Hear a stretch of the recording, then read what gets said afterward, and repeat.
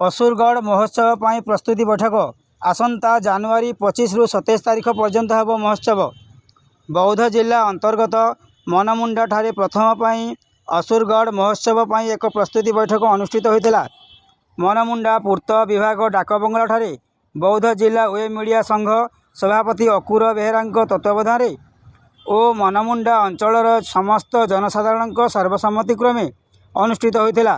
यही बैठक में असुरगढ़ महोत्सव पालन कराई सर्वसम्मतिक्रमे गृहीत होता। यही महोत्सव में लोककला, कला संस्कृति, मीना बजार और विभिन्न अनुष्ठान गुड़िक निमंत्रण करा जाई 3 दिन धरी उत्सव को पालन करने को बैठक में स्थिर होता। आसंता जनवरी मास 25 तारीख रु 27 तारीख पर्यंत 3 दिन धरी महोत्सव पालन करा।